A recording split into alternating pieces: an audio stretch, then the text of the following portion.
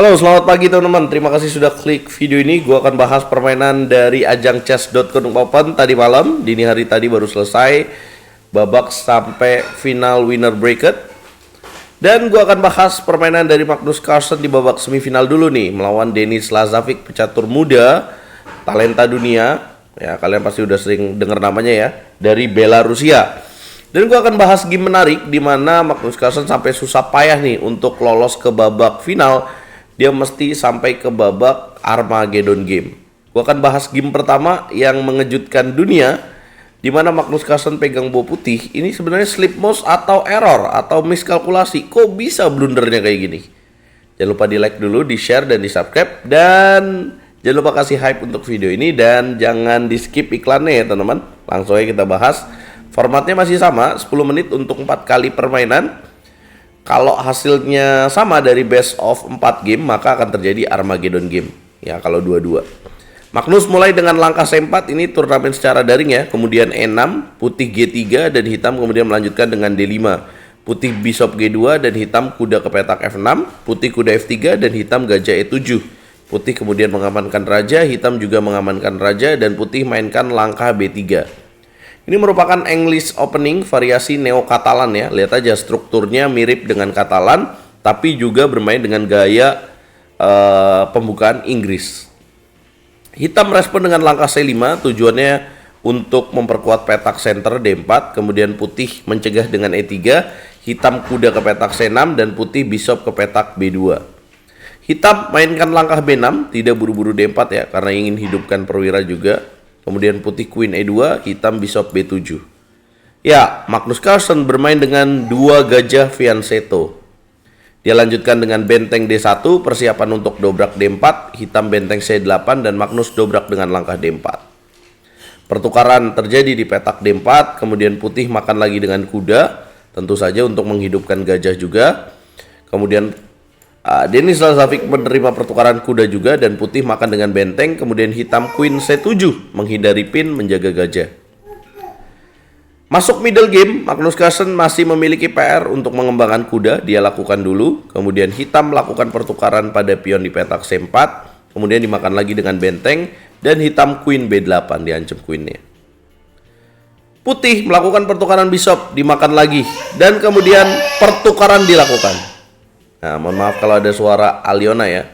Nah, ini menarik teman-teman. Jadi game kan terlihat cenderung imbang-imbang aja ya. Dan tapi di sini Magnus Carlsen melihat peluang ada endgame yang menarik. Di langkah berikutnya Magnus Carlsen melakukan pertukaran gajah dan kuda. Kenapa tuh? Karena dia sudah menguasai jalur ini. Dia mainkan benteng A ke petak C1. Ya, jadi kalau permainan terlihat seimbang, datar-datar aja, terlihat rapat, terlihat sulit, maka jalur atau file seperti ini sangat penting untuk dikuasai oleh seorang pemain. Hitam membuka napas dulu dengan jalan H6. Apa yang dilakukan oleh Magnus Carlsen? Magnus Carlsen kan punya skill king of endgame. Dia mainkan langkah queen F3. Yap, kita lihat memaksakan atau menawarkan pertukaran queen. Diterima oleh Denis Lazovic. Ini ngeri banget ya. Dan kemudian game berlanjut ke arah endgame dengan pertukaran benteng. Putih menguasai jalur C.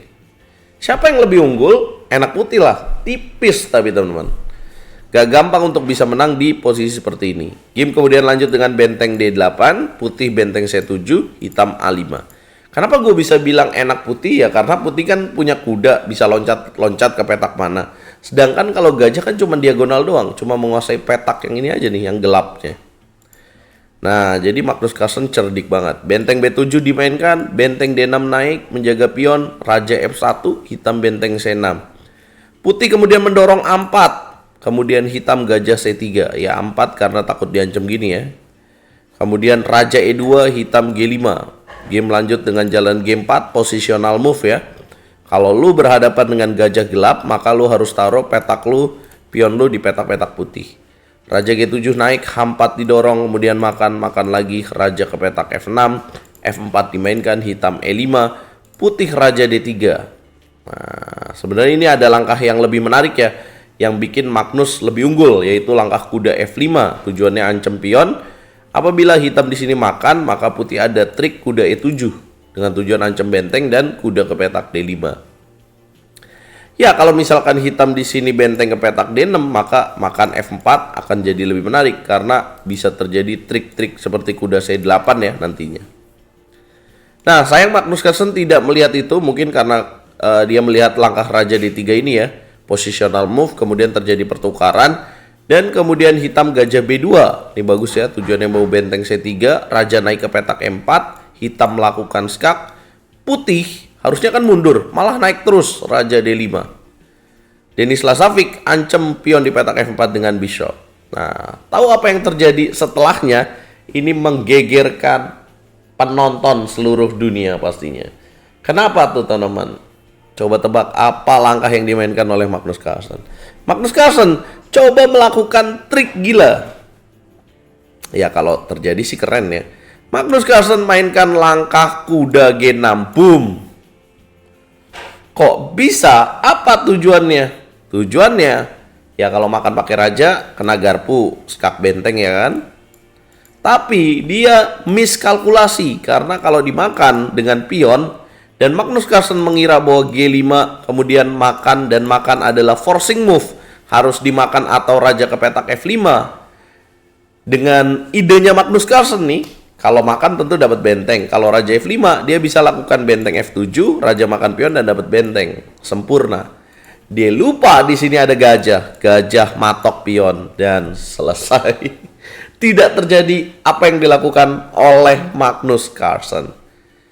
Akurasi hitam 98,7% di game ini, putih 93,3%. Ya, akhirnya Magnus Carlsen kalah di game pertama ini, tapi game kedua menang, kemudian game ketiga menang, game keempat kalah, dan Armageddon menang, teman-teman. Jadi gue mau bilang kenapa gue harus menganalisa game ini ya, karena even seorang Magnus Carlsen pun nggak luput dari blunder yang seperti ini, nggak luput dari miskalkulasi. Karena Magnus Carlsen masih manusia. Pasti itu kan jawaban terbaik.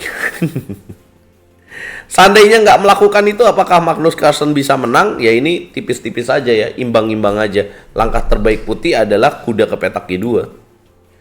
Kalau misalkan di sini putih F5, maka akan ada benteng E5. Kalau misalkan raja D4, ada gajah E3.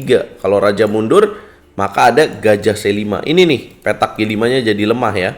Belum sekarang, tapi mau benteng E3 dan ambil pion. Jadi kuda G2 harus dilakukan untuk menyeimbangkan posisi. Jadi itu ya teman-teman. Nah, inilah game pertama yang sangat menarik untuk dibahas teman-teman. Kira-kira itu slip mouse atau Magnus Carlsen miskalkulasi ya. Nah, game keduanya Magnus Carlsen berhadapan dengan Denis Lazavic. Coba kita bahas kilas ya. Game keduanya Magnus Carlsen menang dengan buah hitam. Ini juga ciamik banget dengan endgame yang sangat ketat, di mana Magnus Carlsen bermain dengan Sicilian Defense. Kemudian dengan pilihan Sicilia variasi Nadrov, kemudian G6, gajah 3, gajah G7, menteri D2, kemudian H5 dengan tujuan menghindari gajah ke petak H6. Kemudian putih mainkan gajah C4, propilaksis D5. Propilaksis itu bahasa keren ya, untuk mencegah ide D5. Kemudian kuda C6, rokade panjang. Kuda A5, gajah ke petak B3. Oke, kemudian B5. Jadi biasanya Sicilia Nadrov memang Sicilia variasi agresif ya, karena menyerang langsung lewat sayap menteri. Dan lihat ini, petak C4 jadi kekuatan oleh hitam. B4 dimainkan, kuda 4 terjadi pertukaran. Kemudian langkah E5. Sebenarnya bukan langkah yang tepat, tapi putih tidak melakukan langkah menteri makan B4. Di sini harusnya menteri makan B4 bisa dilakukan, tujuannya ancam gajah lagi. Mungkin kalkulasi dari Magnus Carlsen dengan menteri C7 bahwa dia akan mendapatkan pion C2. Tapi sebenarnya setelah kuda E2 kemudian ambil pion C2, maka putih raja 2 tetap enak buat putih. Karena kalau dia balik lagi menteri mundur, maka akan terjadi benteng D6. Ya gitu, miskalkulasi ya. Kuda E2 kemudian menteri C7, kemudian lawannya juga takut malah benteng C1 ya. Harusnya lagi dan lagi ambil pion D6. Jadi nggak apa-apa nih ngasih pion C2. Benteng C1 kemudian didobrak lewat petak center. Dan game akhirnya berlanjut ke babak endgame lagi dengan sepasang kuda lawan sepasang gajah. Tapi ini menariknya ya teman-teman.